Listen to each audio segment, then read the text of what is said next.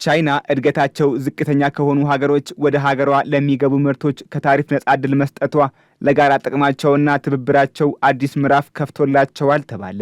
ቻይና ለእነዚሁ ሀገሮች ያደረገችው ታሪፍ ነጻ ዕድል 100 ቀናቱን የደፈነ ሲሆን ውጤቱም ትርጉም ያለው ነው ተብሏል። ላለፉት 3 ወራት የተተገበረው ፖሊሲው ከአፍሪካ 33 የሚሆኑ ሀገሮች የተካተቱበትም ነው። ዜሮ ታሪፍ ፖሊሲው በተለይም የባህር በር ለሌላቸው ሀገሮች በእጅጉ ጠቃሚ እንደሆነም ታውቋል።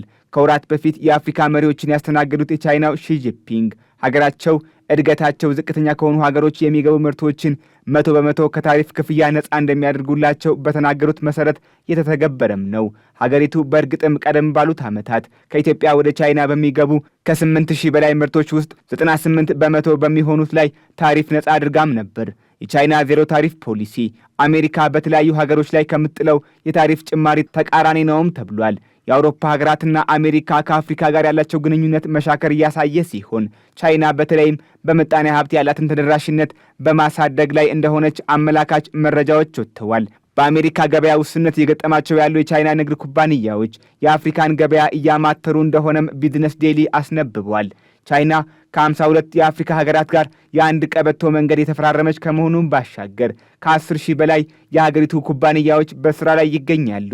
የቻይናው ፕሬዝዳንት ሺጂንፒንግ ከታሪፍ ነጻ ፖሊሲን በማስተዋወቅና በማደግ ላይ ያሉ ሀገሮችን በዚህ መልኩ በመደገፍ ቻይና የመጀመሪያዋ መሆኗን በወቅቱ ተናግረውም ነበር። ፖሊሲው በወቅቱ እንደታሰበው ሁሉ በአፍሪካ የሚገኙ የግብርና ምርቶችና ማዕድናት በሰፊው ሲገቡ እንደቆየም ተመላክቷል። ከ33ቱ ሀገራት ኢትዮጵያ አንዷ እንደሆነችም የሚታወቅ ነው። በኢትዮጵያ የቻይና ኤምባሲ ከቀናት በፊት ባደረገው መድረክ ላይ ንግግር ያደረጉት የቻይናው አምባሳደር ቹሃን ሃይ ሀገራቸው ውጤታማ የሆነችበትን መንገድ ለኢትዮጵያ እንደምታጋራም ተናግረዋል።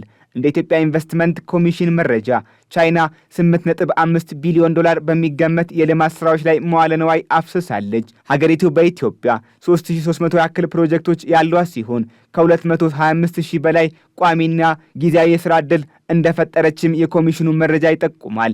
ባለፉት ዓመታት $400 ሚሊዮን ለ$5.2 ቢሊዮን የደረሰ የውጭ ገቢ ንግድ ሚዛን የነበራት ኢትዮጵያ የምርቶቿን መጠንና አይነት በመጨመር ከዜሮ ታሪፍ ፖሊሲው እንደምትጠቀም ተገልጾም ነበር። ኢትዮጵያ ወደ ቻይና ከምትልካቸው ምርቶች ቡና ቀዳሚውን ድርሻ ሲይዝ፣ ቻይና ወደ ኢትዮጵያ ከምትልካቸው ተሽከርካሪዎች ቀዳሚውን ድርሻ የሚይዙ ናቸው።